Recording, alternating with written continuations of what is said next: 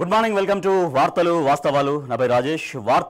వార్తల వెనక ఉన్న వాస్తవాలు, ఆ వాస్తవాలతో కూడిన విశ్లేషణలు అందించే కార్యక్రమం వార్తలు వాస్తవాలు ప్రారంభిద్దాం. వార్తలు వాస్తవాల్లో ఇవాళ పత్రికల్లో వచ్చినటువంటి ప్రధాన వార్తలు ఏమొచ్చాయో మనం చూద్దాం.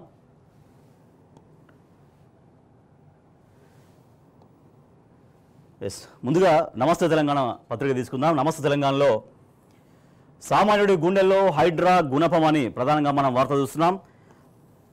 దేవుడా, ఈ సర్కారు మా సాగుకు వచ్చింది. హైడ్రా కూల్చివేతల సంబంధించి సామాన్యుడు ఆక్రందన, అమీన్పూర్, కూకట్పల్లిలో 3 చోట్ల చర్యలు, నల్ల చెరువు కింద 16 ఆక్రమణలు తొలగింపు, కిష్టారెడ్డిపేటలో 3 కమర్షియల్ భవనాలపై బుల్డోజర్లు, పటేల్గూడలో 25 భవనాలు నేలమట్టం, కాళ్ళ వేళ్ల పడినా కూడా కనికరించలేదు హైడ్రా అధికారులు. ఇల్లు కూలి నడి రోడ్డుపైకి నిండు గర్భిణి వచ్చింది.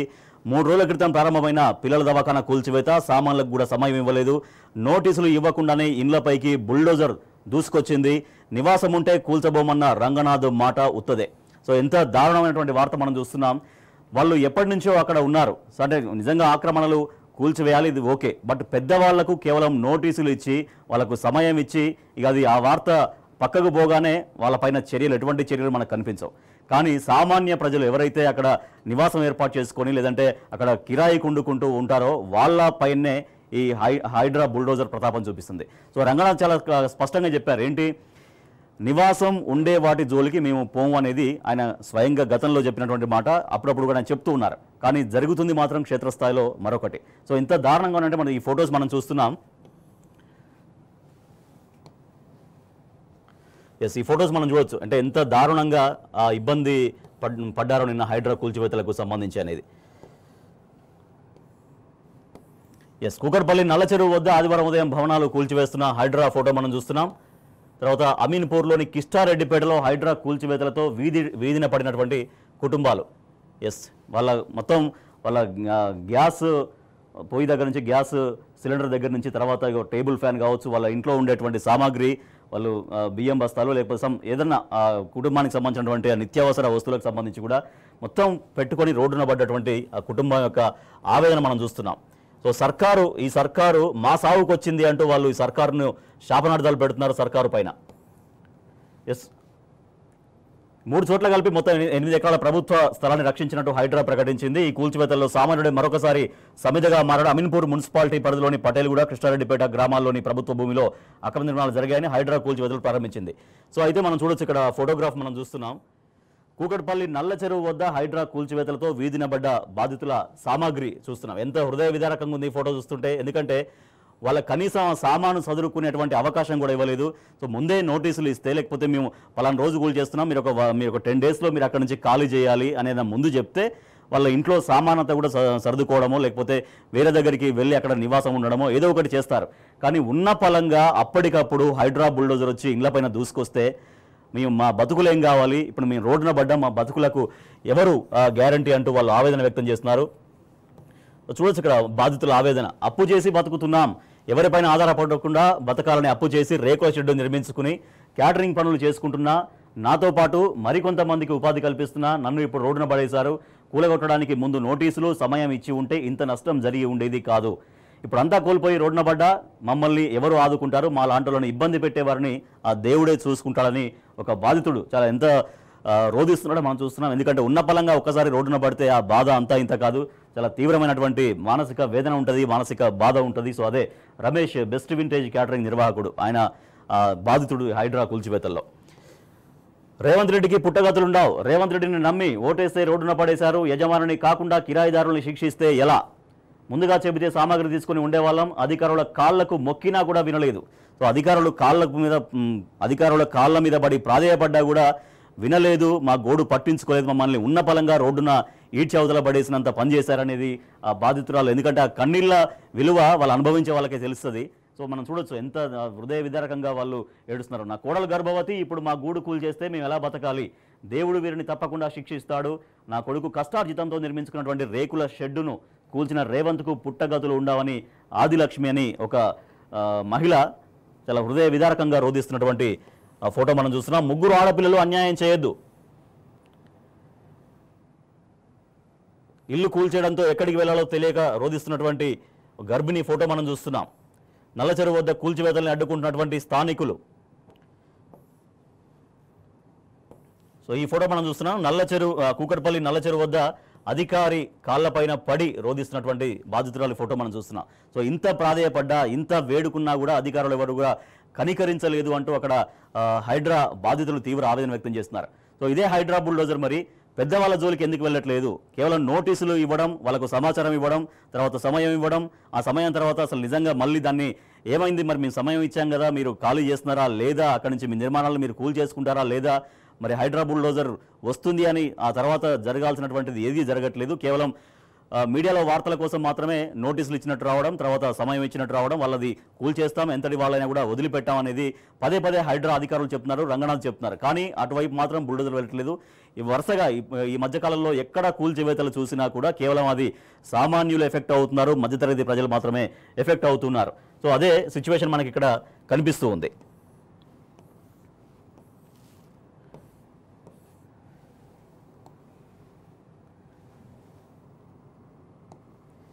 సో అది హైడ్రా ఎంత ఇబ్బంది పెడుతుంది పేద ప్రజలు అనేది వార్త మనం చూడొచ్చు. ఇక మరొక వార్త మనం చూస్తున్నాం. Junction tension, fourth city future trading సంబంధించి. సో ఫోర్త్ సిటీ అనేది ఎంత చాలా మందిని ఎంత ఎఫెక్ట్ చేస్తుందో మనం చూస్తున్నాం. గత ఒక 5 రోజులుగా వరుసగా నమస్తే తెలంగాణ దినపత్రికలో దానికి సంబంధించినటువంటి కథనాలు మనం చూస్తున్నాం. చౌటుప్పల్లోనూ RRR భూమాయ, జంక్షన్ విస్తరణతో 2.5 రెట్లు పెరిగిన భూసేకరణ, పాత డిజైన్లో 78, ఇప్పుడు 181 ఎకరాలకు పెంపు. ఏపీ వెళ్లే వారి కోసం మాల్స్, మల్టీప్లెక్స్ సర్కారు ప్లాన్ చేస్తుంది. కొత్త అలైన్మెంట్తో 2గా చీలనున్న చౌటుప్పల్. సో చౌటుప్పల్ ప్రజలు కూడా ఈ ఫోర్త్ సిటీ అనే పేరుతో ఏదైతే విస్తరణకు ప్రభుత్వం రంగం సిద్ధం చేస్తుందో దానివల్ల ప్రజలు సేమ్ ఇప్పుడు హైడ్రా నుంచి ఎట్లయితే సామాన్యులు పేద ప్రజలు ఎట్లా ఇబ్బంది పడుతున్నారో ఈ ఫోర్త్ సిటీ పేరుతో కూడా పేదల భూములకు సంబంధించి ఒక భూమాయ జరగబోతోంది. పేదల భూముల్ని కూడా లాక్కునే ప్రయత్నం జరుగుతున్నటువంటి వార్త ఒకటి చూస్తున్నాం. చౌటుప్పల్ జంక్షన్ పై ప్రభుత్వ పెద్దల దాగుడు మూతలు, లబోదిబోమంటున్న రైతులు, భూముల యజమానులు. విస్తరణ ఆపాలంటూ భూ బాధితులు డిమాండ్ చేస్తున్నారు. 2 నెలలుగా కనబడిన వారినల్లా వేడుకుంటున్నటువంటి బాధితులు పెద్దల కోసం మా భూములు లాక్కుంటారా అని ఆగ్రహం. సీఎంని అడగండి అంటూ కోమటిరెడ్డి బ్రదర్స్ సమాధానం చెప్తున్నట్టుగా ఆ బాధితులు వాపోతున్నారు. RRR ఉత్తర దక్షిణ కూడలైనటువంటి చౌటుప్పల్ జంక్షన్ విస్తరణను ప్రభుత్వం ఉన్నపలంగా 78 ఎకరాల నుంచి 181 ఎకరాలకు పెంచింది. ఎందుకోసం అనే దానిపైన స్పష్టంగా చెప్పకపోయినప్పటికీ ఏపీ వెళ్లే ప్రయాణికుల కోసం మాల్స్, మల్టీప్లెక్స్లు నిర్మించాలనేది ప్రభుత్వ ఆలోచనగా తెలుస్తోంది. అందుకు భూముల కోసం పేద రైతుల్ని బలిపెడుతోంది. సో RRR ఇంటర్చేంజ్ కోసం గత ప్రభుత్వం 78 ఎకరాలకే ప్లాన్ పరిమితం చేసింది. కానీ దాంతోపాటు రిఫ్రెష్మెంట్ హబ్గా మార్చడానికి రేవంత్ సర్కార్ 181 ఎకరాలు సేకరించాలని నిర్ణయించింది. సో ఎక్కడి 78, ఎక్కడి 181. సో అంతగా అన్ని ఎకరాలు సేకరించాలనేది ప్రభుత్వం ఎందుకు నిర్ణయించింది? దీనిపై రైతులు ఆందోళన వ్యక్తం చేస్తున్నారు. కొందరి వినోదం కోసం తమను బజారున పడేయడం దేనికి అనేది అక్కడ రైతులు వాపోతున్నారు. సో అంటే ఏపీ వెళ్లే వాళ్ళ కోసం, ఏపీ ప్రయాణికుల కోసం, లేదంటే ఆ దారిన వెళ్లే వాళ్ళ కోసం కొందరికి వినోదాలు, ఆ సౌకర్యాలు కల్పించడం కోసం మమ్మల్ని ఎందుకు బలి చేస్తున్నారు, మమ్మల్ని ఎందుకు రోడ్డున పడేస్తున్నారు అనేది అక్కడ రైతులు వాపోతున్నారు. కొత్త అలైన్మెంట్తో చౌటుప్పల్ పట్టణం 2గా చీలబోతుంది. ప్లాన్ మార్పుతో 2.5 రెట్లు అధికంగా రైతుల భూములను గుంజుకోవడానికి ప్రభుత్వం సిద్ధమవుతున్నట్టుగా మనకు తెలుస్తోంది. సో గతంలో ఉన్నటువంటి గత బీఆర్ఎస్ ప్రభుత్వం ఏదైతే రూపొందించిందో ఇవాళ మాస్టర్ ప్లాన్తో ఇవాళ ప్లాన్ మార్పుతో దాదాపు 2.5 రెట్లు అధికంగా అక్కడ భూములు సేకరించడం కోసం, అక్కడి నుంచి రైతుల నుంచి భూములు తీసుకోవడం కోసం ప్రభుత్వం సిద్ధం అయినట్టుగా మనకు కనిపిస్తుంది. కోమటిరెడ్డి బ్రదర్స్ తీరుపైన కూడా భూబాధితులు ఆగ్రహం వ్యక్తం చేస్తున్నారు. అలైన్మెంట్ మార్పులు తమకు తెలియవంటూ మంత్రి వెంకటరెడ్డి, ఎమ్మెల్యే రాజగోపాల్ రెడ్డి దాగుడు మూతలు ఆడుతున్న పైన ప్రజలంకం చాలా తీవ్రంగా మండిపడుతున్నారు. భూమి పోతే చచ్చిపోవుడే, నాకు 2 బిడ్డలు, ఉన్నది 1 ఎకరం, వారికి పెళ్లిళ్ళ కింద భూమి ఇస్తానని చెప్పినా ఉన్న భూమి ఇప్పుడు రింగ్ రోడ్డు కింద పోతుంది. ఏమి చేయాలో అర్థం కావట్లేదు. భూమి పోతే చచ్చిపోవుడే, నా బిడ్డలకు ఏం చెప్పాలనో కూడా అర్థమవుతలేదు. ఇల్లు ఒకటే మిగులుతుంది, దాన్ని కూడా అమ్మితే ఇక రోడ్డు మీద ఉండాల్సిందే. ఒక రైతు, మార్గం మల్లయ్య అయినటువంటి రైతు, చౌటుప్పల్ రైతు, ఆయన ఆవేదన వ్యక్తం చేస్తున్నారు. భూమి పోతే చచ్చిపోడు. ఎందుకంటే రైతులు అక్కడ ఊళ్ళల్లో ప్రజలు భూమిని నమ్ముకునే ఉంటారు. ఆ భూమిని నమ్ముకునే ఆడపిల్ల పెళ్లి కావచ్చు, తర్వాత ఒక ఇల్లు కట్టుకోవడం కావచ్చు, ఇంకేమైనా కావచ్చు, వాళ్ళ కుటుంబ అవసరాల కోసం భూమిని నమ్ముకొని బతుకుతూ ఉంటారు. అటువంటి భూమిని ఇప్పుడు ప్రభుత్వం లాక్కుంటే మా బతికేం కావాలి, భూమి లేకపోతే ఇంకా సావే దిక్కు, చచ్చిపోవడమే మా పరిస్థితి అంటూ కూడా అక్కడ చౌటుప్పల్ రైతాంగం కూడా చాలా తీవ్రంగా ఇబ్బంది పడుతున్నటువంటి వార్త మనం చూస్తున్నాం.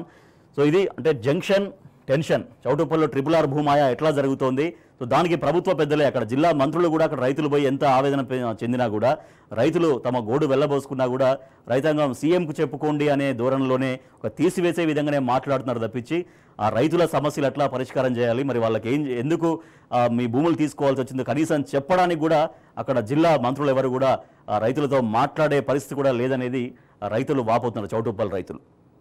రైట్, ఇక వార్తల వాస్తవాలు ఇంకా మరిన్ని వార్తలు చూద్దాం, మరిన్ని వార్తలపైన విశ్లేషణ చూద్దాం. మరొక వార్త మనం చూస్తున్నాం, రాజీనామాకు రెడీ, అమృతలో అక్రమాలు తేలకపోతే రాజకీయ సన్యాసం చేస్తా. ఇది బీఆర్ఎస్ వర్కింగ్ ప్రెసిడెంట్ కేటీఆర్ చాలా స్ట్రైట్గా విసిరినటువంటి సవాల్. మంత్రి పొంగులేటి సవాల్ను ఆయన స్వీకరించారు. సో మంత్రి మొన్న పొంగులేటి శ్రీనివాసరెడ్డి మాట్లాడారు. ఏం మాట్లాడారు కేటీఆర్ గారు నిన్న మాట్లాడారు. ముఖ్యమంత్రి భార్యకు సృజన్ రెడ్డి బంధువు కాదు, ఆమెకు స్వయాన సోదరుడు అని మంత్రి చెబుతున్నారు. భార్య తమ్ముడు బామర్ది కాకుండా ఇంకేమవుతాడో పొంగులేటి చెప్పాలి. ₹1 అవినీతి జరిగినా 8,888 కోట్ల అవినీతి జరిగినా ఈ చట్టం వర్తిస్తుందనే విషయం ఆయనకు తెలుసుకోవాలి. ఇప్పటికైనా జరిగిన తప్పును సీఎం ఒప్పుకొని అమృత్ టెండర్లను వెంటనే రద్దు చేయాలనేది కేటీఆర్ డిమాండ్ చేస్తున్నారు. రాజీనామాకు రెడీ, అమృత్లో అక్రమాలు తేలకపోతే రాజకీయ సన్యాసం చేస్తున్నారని ఒక బిగ్ ఛాలెంజ్ విసిరారు BRS working president KTR. Amrit పథకం టెండర్లలో స్కామ్ నిజమే, సివిసి లేదంటే హైకోర్టు సీజే దగ్గరికి వెళ్దాం, ఫైళ్లు ముందు పెట్టి విచారణ కోరదాం, తేదీ సమయం నువ్వే నిర్ణయించి చెప్పు. మంత్రి పొంగులేటికి కేటీఆర్ ప్రతి సవాల్. మొన్న కేటీఆర్ ఈ ఆరోపణ చేయగానే, ఈ విషయం బయటపెట్టగానే మంత్రి పొంగులేటి శ్రీనివాసరెడ్డి స్పందించారు. అమృత్ టెండర్లలో ఎటువంటి స్కామ్ జరగలేదు, నిరాధార ఆరోపణలు బీఆర్ఎస్ చేస్తుంది, కేటీఆర్ చేస్తున్నారనేది మంత్రి పొంగులేటి శ్రీనివాసరెడ్డి మాట్లాడారు. బట్ మళ్ళీ అదే మంత్రి పొంగులేటి శ్రీనివాసరెడ్డి విషయాల్ని బేస్ చేసుకొని మాజీ మంత్రి కేటీఆర్ సవాల్ చేశారు. దాంట్లో గనక అక్రమాలు జరగలేదు అని మీరు కనుక నిరూపిస్తే ఏకంగా రాజకీయ సన్యాసానికి నేను సిద్ధం అనేది కేటీఆర్ వేసినటువంటి సవాల్. మరి ఈ సవాల్ను స్వీకరించి నిజంగా అమృత్ టెండర్లలో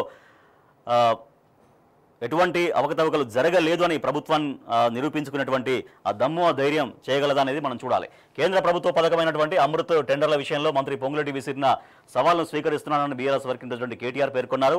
అమృత్ పథకం టెండర్లలో తప్పు జరగలేదని నిరూపిస్తే రాజకీయ సన్యాసం తీసుకుంటారని సవాల్ విసిరారు. వెంటనే కేంద్ర విజిలెన్స్ కమిషన్ సివిసి లేదంటే సిట్టింగ్ జడ్జితో విచారణ జరిపించాలని ఆయన డిమాండ్ చేశారు. దాంతోపాటుగా మరొక అంశం కూడా నిన్న మాట్లాడారు కేటీఆర్. సింగరేణి కార్మికులకు కాంగ్రెస్ ఎట్లా వెన్నుపోటు పొడిచిందనేది. So Singareni bonus, Dasara bonus Singareni కార్మికులకు ఈసారి 33% ఇస్తాం, ఎంత లాభాలు వస్తే అంత లాభాలపైన 33% వాటా ఇస్తామని సింగరేణి కార్మికులకు భరోసా ఇచ్చింది ప్రభుత్వం. కానీ ఫైనల్గా ఓవరాల్గా వచ్చినటువంటి నికర లాభం పైన అన్ని బోంగా దాదాపుగా దానిలో ఎంతైతే నికర లాభం వచ్చిందో ఆ లాభాల్లో సగం వరకు సింగరేణి భవిష్యత్ అవసరాల కోసం మేము పక్కన పెడుతున్నామని పక్కన పెట్టి మిగిలినటువంటి ఆ అమౌంట్ ఏదైతే ఉందో దానిపైనే మాత్రం 33% ఇచ్చింది. సో ఓవరాల్గా ఇస్తామని చెప్పింది ఏమో ఓవరాల్ లాభం మీద 33%, ఫైనల్గా వచ్చింది ఎంతో కొంత 2,400 ఆ నెంబర్కి, దానికి మాత్రమే పర్సంటేజ్ చేసింది. ఓవరాల్గా వచ్చింది 16.9% మాత్రమే. అంటే దీనిలో సింగరేణి కార్మికుల్ని నిలువునా దగా చేసింది ప్రభుత్వం అంటూ కేటీఆర్ ఫైర్. దానికి సంబంధించిన కూడా నేను మాట్లాడారు. దాంతోపాటుగా మనం చూస్తున్నాం నేటి నుంచి రాష్ట్ర వ్యాప్తంగా సింగరేణి వ్యాప్తంగా ఆందోళనలు, కాంగ్రెస్ మోసాన్ని ఎండగడతాం. తెలంగాణ బొగ్గు గని కార్మిక సంఘం అధ్యక్షుడు మిర్యాల రాజిరెడ్డి ప్రకటన చేశారు. సింగరేణిలో ఇదే అతి తక్కువ బోనస్, ఇంతవరకు ఇంత తక్కువ బోనస్ అనేది సింగరేణి హిస్టరీలో చూడలేదు. గతంలో ఎప్పుడో సమైక్య ఆంధ్రప్రదేశ్ ఉన్నప్పుడు అప్పుడు లాభాల ప్రకారం ఇచ్చినా కూడా సో ఇంత వచ్చింది, లేకపోతే ఇంతకంటే ఈ మాదిరిగా వచ్చింది. కానీ ఈసారి గత 10-12 సంవత్సరాల నుంచి ఇంత తక్కువ బోనస్ వచ్చిన రోజు ఈ దసరా మాత్రమే, ఇది మాత్రమే అనేది ప్రభుత్వం నిలువునా నిండా ముంచింది అనేది సింగరేణి కార్మికులు తీవ్రంగా ఆవేదన వ్యక్తం చేసినటువంటి వార్త మనం చూస్తున్నాం. ఇంకొక ఇంపార్టెంట్ వార్త చూడొచ్చు మనము. తొలగిన గాంధీ ముసుగు, సిఎల్పి సమావేశం సాక్షిగా బట్టబయలు, హాజరైన అరకెపూడి గాంధీ, ఫిరాయింపు ఎమ్మెల్యేలు సీఎంను కలిసేందుకే వచ్చారని దుద్దిల్ల సమర్థన. సో అది కూడా డీటెయిల్గా మనం చూద్దాం.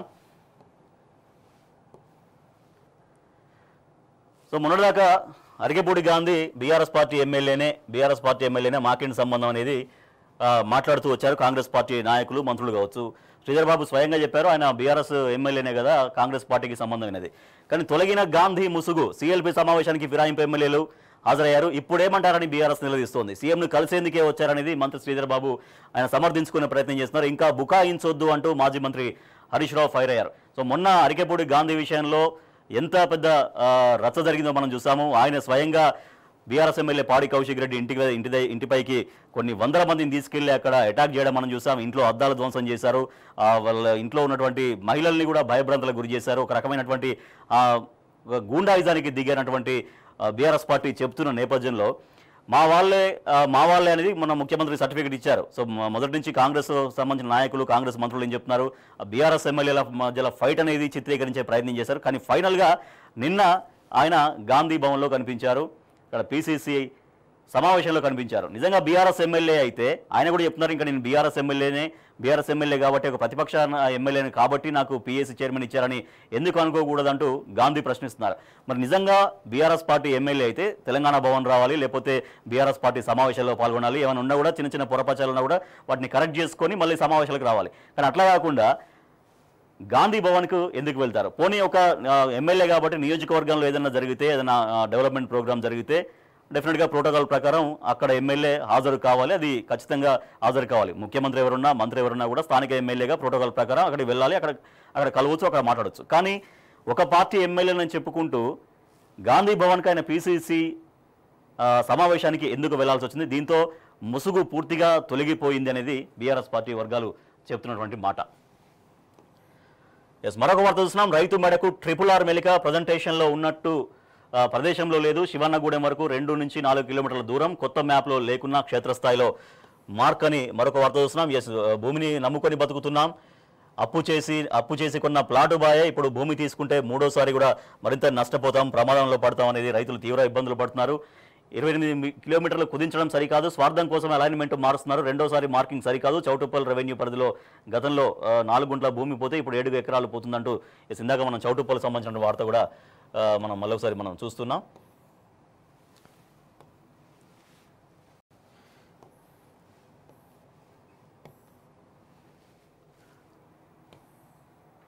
కాళేశ్వరమే జీవధార, ఎత్తిపోతలతో నిరూపించిన కాంగ్రెస్. పొన్నంది అవగాహన రాహిత్యం, ఎల్లంపల్లి పూర్తి చేశామని మంత్రి చెప్పుకోవడం విడ్డూరం. బీఆర్ఎస్ హయాంలోనే ప్రాజెక్టు పూర్తి అంటూ మాజీ మంత్రి హరీష్ రావు స్పష్టం చేసినటువంటి వార్త మరొకటి చూడొచ్చు.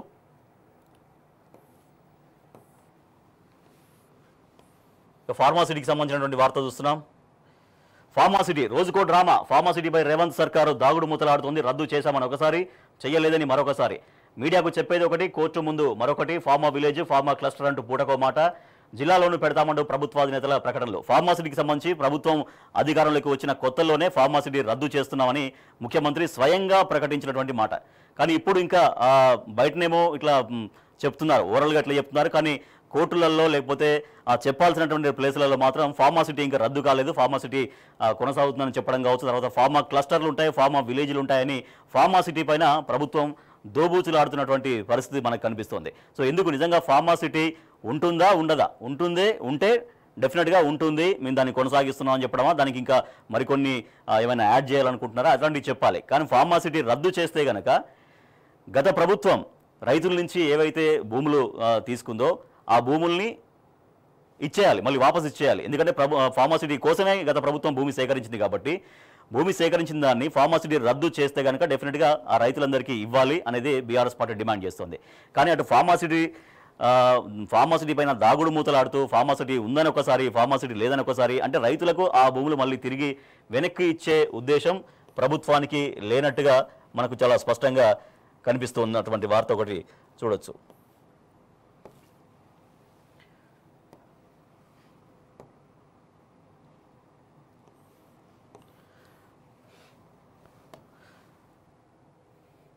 సో అది అంటే ప్రతి ఒక్క దాంట్లో కూడా, ప్రతి విషయంలో కూడా సామాన్యులే సమితులు అవుతున్నారు. ఇలా హైడ్రా బుల్డోజర్ విషయం తీసుకున్నా, లేకపోతే రీజనల్ రింగ్ రోడ్డు దానికి సంబంధించి కావచ్చు, లేకపోతే మాస్టర్ ప్లాన్ ఇప్పుడు ఏదైతే ప్రభుత్వం చెప్తుందో ఒక 4th సిటీ అంటుందో 4th సిటీ వల్ల కావచ్చు, మొత్తం కేవలం సామాన్యులు, మధ్యతరగతి ప్రజలు చాలా తీవ్రంగా ఎఫెక్ట్ అవుతున్నటువంటి వార్త మనం చూస్తున్నాం.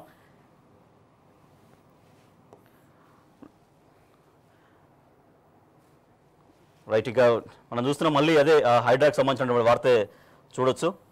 సో హైడ్రా విషయంలో కానీ లేకపోతే ప్రతి అంశం విషయంలో సామాన్య ప్రజలు ఎట్లా ఇబ్బంది పడుతున్నారు. ప్రభుత్వం అధికారంలోకి వచ్చి 9 నెలలు అయిన తర్వాత కూడా, సో అటు రైతాంగం తీసుకున్నా, లేకపోతే అటు విద్యార్థులు తీసుకున్నా, విద్యార్థుల విషయం కూడా తీసుకుంటే అక్కడ గురుకులాలకు సంబంధించినటువంటి విద్యార్థులు ఎంత ఇబ్బంది పడుతున్నారో మనం చూస్తున్నాం. అక్కడ గురుకులాల్లో సరైనటువంటి వ్యవస్థ లేక, గురుకులాల్లో సరైన నిర్వహణ లేక, అక్కడ గురుకులాల చదువుకున్న విద్యార్థులు వాళ్ళ పేరెంట్స్ ఎంత ఆందోళన పడుతున్నారో మనం చూస్తున్నాం.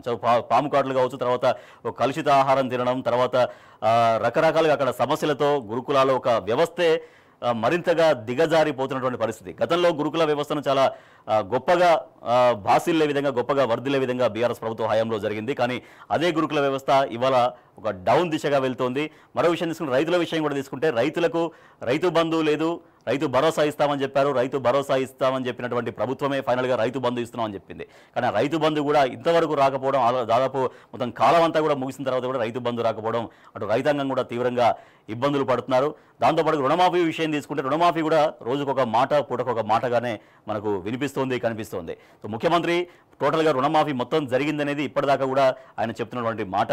కానీ నిజంగా రుణమాఫీ అనేది ఎక్కడ జరగని పరిస్థితి. ఎందుకంటే దాదాపు 2 లక్షలలో 2 lakhs వరకు మేము కంప్లీట్ చేసాం, రుణమాఫీ చేసాం అనేది చెప్తుంది ప్రభుత్వం చెప్తుంది. కానీ అదే మంత్రులు ఏం చెప్తున్నారు, రుణమాఫీ జరగలేదు, ఇంకా కొన్ని వేల మంది, కొన్ని లక్షలాది మంది రైతులకు ఇంకా చేరాల్సినటువంటి అవసరం ఉందనేది మంత్రులు స్వయంగా మాట్లాడుతున్నారు. సో అంటే ముఖ్యమంత్రి ఒక రకంగా మాట్లాడడం, మంత్రులు ఒక రకంగా మాట్లాడడం, తర్వాత ఒకరికొకరికి పొంతన లేకపోవడం, ఇది రైతాంగాన్ని తీవ్ర గందరగోళానికి కూడా గురి చేస్తోంది. సో ఇట్లా రుణమాఫీ తీసుకున్నా, రైతు బంధు రాకపోయినా, రైతు భరోసా నిజంగా దాని అంటే కమిటీ వేశాం, కమిటీ చెప్పిన తర్వాతనే దాని యొక్క దిశ, దాని విధానాలు రూపొందిస్తామని ప్రభుత్వం చెప్తోంది. కానీ సబ్ కమిటీ భేటీ అవ్వడం కాదు, దానికి సంబంధించినటువంటి ఒక విధానాలు రూపొందించడం కాదు, ఎటువంటి డెవలప్మెంట్ కూడా దాంట్లో కనిపించట్లేదు. సో ఓవరాల్గా ఇవాళ నమస్తే తెలంగాణ దినపత్రికలో రిఫ్లెక్ట్ చేసినటువంటి వార్తలన్నీ కూడా చెప్పేది ఒకటే, ప్రభుత్వం కేవలం సామాన్యులను ఇబ్బంది పెట్టే దిశగానే మనం చూస్తున్నాం. ప్రభుత్వానికి ఎట్లా శాపనార్థాలు పెడుతున్నారో మనం చూసాం. సో ఇవన్నీ కూడా సామాన్య ప్రజలు ఈ ప్రభుత్వం పట్ల ఎంత ఒక వ్యతిరేకపూరిత వైఖరితో ఉన్నారో ఇవన్నీ మనం చూస్తున్నాం. సో ట్రిపుల్ ఆర్ మాయ కావచ్చు, తర్వాత 4th సిటీ అని చెప్పి 4th సిటీ మాయ ఏంటి, తర్వాత హైడ్రా కూల్చివేతలు, ఇవన్నీ కూడా సామాన్య ప్రజల్ని మరింత భయాందోళనకు గురి చేస్తున్నాయి.